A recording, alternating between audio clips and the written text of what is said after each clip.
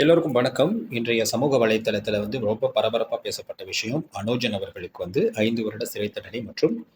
3 billion அபராதம் Saudi அரசாங்கம் நிறைவேற்றி இருக்கிறது.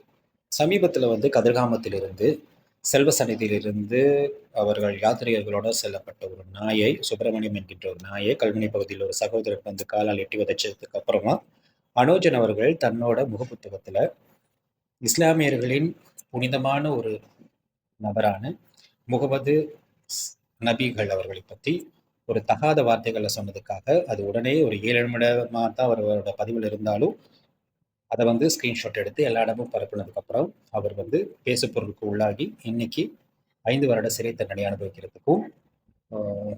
3 மில்லியன் அபராதம் கட்டுறதுக்கான ஒரு மிகப்பெரிய தண்டனையை சவுதி அரசாங்கம் வழங்கியிருக்கு. சமூக வலைத்தளங்களோட நம்மளோட செயற்பாடுகள் எவ்வளோ கவனமா இருக்கணும் அப்படின்றதுக்கு அனோஜன் மிகப்பெரிய ஒரு உதாரணம்.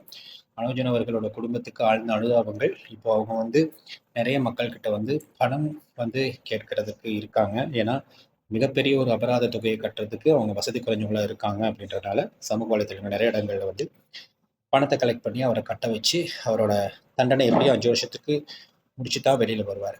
இந்த விஷயத்துல இருந்து நாம தெரிஞ்சுக்க வேண்டிய ஒரே ஒரு விஷயம் என்னன்னா, என்னைக்குமே மதத் தலைவர்கள், அதாவது ஒரு மதத்திலே நம்புற மக்களுக்கு எதிரா ஒரு விஷயத்த பதிவு பண்ணும்போது, ரொம்ப ரொம்ப ரொம்ப ரொம்ப கவனமா இருக்கணும். ஏன்னா, கடவுள்கள், இறைவன் அந்த மாதிரியான விஷயங்கள்ல நம்மளோட வார்த்தை பிரயோகங்கள் ரொம்ப ரொம்ப கவனமா இருக்கணும். ஏன்னா, ஒவ்வொரு மதத்துக்கும் ஒவ்வொரு நம்பிக்கை இருக்கு. அது அவங்களோட சொந்த நம்பிக்கை.